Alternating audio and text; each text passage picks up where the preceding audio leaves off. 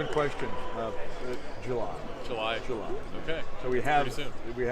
the team identities, as we call it, and working through a lot of issues associated with that. But looking like July. Okay. Hey, good afternoon, Mr. Commissioner. Yes. How important was it? Thank you for coming to Washington, D.C. Oh, sure. We've been waiting for you a very long time. Well, How important was it to get Washington, D.C.? I know you've said that you carefully picked where you knew you felt you'd be successful, but how important was this town to you? You know, I actually lived here for a number of years. You know, as a young lawyer, when I had finished playing football, I always thought that Washington, D.C. was one of those very underrated sports towns. And when one of your teams does well, which happens every now and then, the town really comes out. I mean, the Caps being the most recent example, obviously. But I think it's a great market. It's a massive market. It's a major city. You know, I was always captivated by the story of why the Dallas Cowboys were in the NFC East, right? Because it doesn't really make any geographical sense until you realize that, you know, the Cowboys were smart way back in the, I guess, Tech Schramm days, you know, and, you know, let's be in the same conference as New York and Philadelphia, right? The East Coast, and Washington, right? The major East Coast markets. So I think this is a good, very good football community. We're totally excited about the venue, Audi Field, and the partnership with, you know, DC United, and I think we can do very well here. I think it's a nice town. And also, being a spring league, we had to keep in mind weather. And we can have bad weather here, I know that, but I also think you can have some very nice days in March and April in this part of the world. So I'm very excited about our location here. Thank you. What gets done on a day like today? You have 100-some players out here. What gets actually done? Yes. So we've got summer showcases. We're doing one in each of our markets. We have invited about 100 players to each one of these markets, and virtually all of them show up because all of them are interested in playing football and, you know, getting back into professional football. And so what we've done here is really, these are all guys we've scouted already. We got lots of tape, but coaches want to see them up front in person, right? You know, what's their attitude? How are they feeling about things? Why do they want to get back into the league? Are they really serious about playing? If they've been, for example, like Hakeem Nicks yesterday in New Jersey, who's been in the NFL for a number of years and had great moments. But you want to make sure that he's in this league and trying to get in this league for the right reasons. So, and we'll draft a lot of these. We'll put a lot of these guys in our draft pool. So we think out of the 800 or so that we'll see throughout the summer showcases, we'll end up putting in our draft pool about 250 of those guys. They'll form the bottom of the draft pool. The top of the draft pool, more than likely, will be the guys who get cut September 1, September 2 from NFL training camp. So, but we think these players are all pretty good, and there's some, you know, pretty solid talented guys out here. What's it mean for this set of players to get an opportunity to try out for another professional league, considering they're maybe jumped around a bit? Sure. So, you know, I often get asked the question, you know, what's the most satisfying thing about being a commissioner of this new football league, the XFL, and I respond by saying the opportunity to give guys a chance to make a living doing something they absolutely love, right? And football is a limited occupational timeline in the sense that the average NFL career is about 3.5 years or maybe 3.8 years. So, you know, these guys want to play football. They've had opportunities in the CFL or NFL or other professional leagues, but they're out here, they're excited, and the feeling of being able to give them an opportunity to earn a living, right? Support a family, doing what they like to do. Same thing for coaches in terms of, you know, their ability to coach is very gratifying. So these guys are all very appreciative. I mean, they're running around like they're 16 years old, and many of these guys have, again, been in NFL camps and on NFL teams and scored touchdowns in the NFL or wherever, but they just want to play more football. And we think we can get a very good quality group of guys out of not just these showcases, but, you know, the cut downs in September as well. The league has said you guys will have a team 9 like you had in NFL Europe. Will you also have practice squads for each team? Yeah, so a roster in the XFL will feature 45 active players, a 7-person taxi squad, practice squad, call it what you will. And then in addition to that, there'll be a team 9, right? Which is a group of about 35 to 40 guys representing all the positions who will train up and be in shape. What we want to try to avoid is our teams having to sign players off the street. Example, Des Bryant signed with the Saints this past NFL season. First 10 minutes of training of camp, that particular practice, he tears an Achilles. And so we want to avoid that. That's quite honestly a costly workers' compensation claim. So we want to have a group of guys that will be based in Dallas who basically are staying in shape.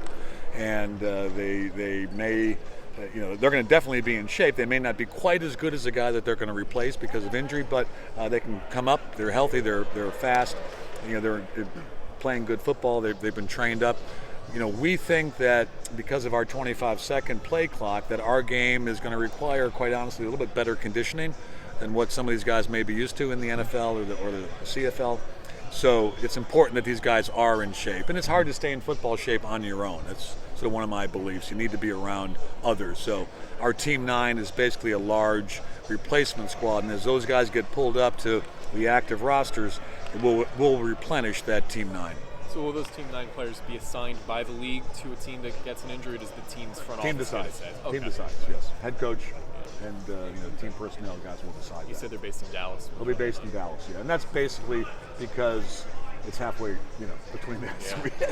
West Coast and the East Coast, and there's 2 big airports there. We can get guys quickly to the various spots. So you guys have partnered up with Elevate for tickets, Yes. Optimum Sports for scouting, the Spring League partnerships. You make the call. Your Call Football. Your Call Football. Right. How much of a no-brainer was it signing up with ANC here for the purpose of combines? And I brag about all the partnerships and hires Sure. you make. How much of an easy decision was that with their resume and what they've done? So that's the group that is putting on these showcases for us, these combines. They've done a great job. They've got a great reputation.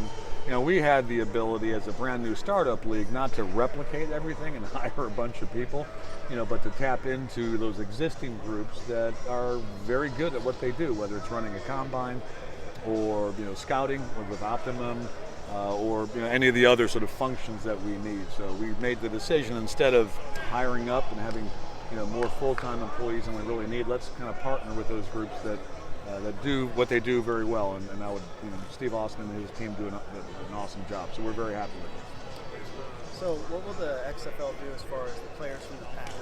Will they recognize your Tommy Maddox, the history of the original XFL? Yeah, we're sort of proud of the original XFL. It failed, quite honestly. Yeah. But it was an attempt to get it right, and there are a lot of things that went wrong with that. Many of which were the fault of sort of the structure of the league and the lack of preparation and not focusing on football. So we, number one, want to take lessons from that. But I'm actually friendly with a lot of the coaches in that league. A number of them have called me to recommend other coaches. I've talked to Tommy Maddox a handful of times. He's very interested in working with us. And there are some other players that have been involved in that league. It was 18 years ago. And it's a while, and those guys are all old and grown up, and some I think like to reminisce about it, others don't. We've got a couple of assistant coaches within our league who played in the old XFL, so that's kind of neat as well. So I think there'll be lots of stories that come out. In fact, I was talking to our team president in LA, and a woman had come by our office in LA and introduced herself, and she was one of the cheerleaders for the LA team way back in 2001. So that's kind of cool as well. And she wanted to know if there was a cheerleading squad and if she could get involved again. So yeah, I think we're going to embrace it, right? Even though it was really just a sliver of time, if you think about it. I think one of the overarching plans is what is going to make the XFL different? What is going to distinguish this from Sure. There have been a lot of one-year startups or 2 or 3 year startups, and that's a very fair question. So we think ultimately 2 things, right? One is the time that we've been given, and we've been given the time because Vince McMahon started this process a couple of years ago. I've been on now for about a year, have been able to hire all the coaches, and they in turn hired all their assistant coaches, all our football personnel staff. Now we're beginning to focus on players, as is evident from today. So we've got the time to plan, and with all due respect, I'm not sure that the Alliance had anywhere near enough time to plan these things. And the second piece is kind of tied into the first piece, which is the resources that Vince has provided for us. In other words, the financial support that he has. That's allowed us to have the time to go hire coaches and have them on board really since February and March of this past year. So the planning that's gone on the coaching side has been valuable. It's not just players who need to train up, but a coach, when you put a new staff together, you got to get those guys all in sync on the exact same page. So I think it's really a question of time and resources.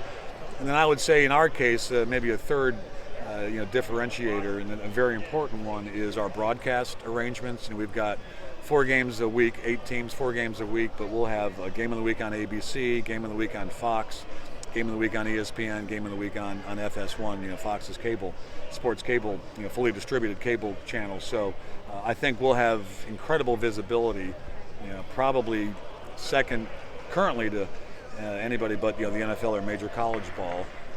And it was a little bit like the USFL, which had games on ABC, way back in the early mid '80s. So I think the visibility will give us certainly a leg up on what the other spring league had this past spring. To follow up on that, do you think it's fair or unfair that until the XFL starts getting played, you're going to end up getting compared to the Alliance in the media because of just the nature of spring football and people trying the leagues in spring football? It's absolutely fair. No, seriously, it's absolutely fair to raise the question, right? So spring football gets lumped together. I've been involved, obviously was involved for a decade with NFL Europe, a league that did go on for, I think, 17 or 18 years until they sort of changed the strategy and wanted to start doing regular season NFL games over in Europe. But that's a very fair question. And, we'll be very sort of patient, as we methodically build our league. But we think we've got as good of a chance, if not a better chance, than any other attempt at a spring league can last whatever 30, 40 years. So you mentioned the television deal. Is there any radio deals? No, but we're having discussions at this point with a couple of the larger, radio syndicators, if you will. So I imagine we'll have a similar sort of radio presence as we do with our television package.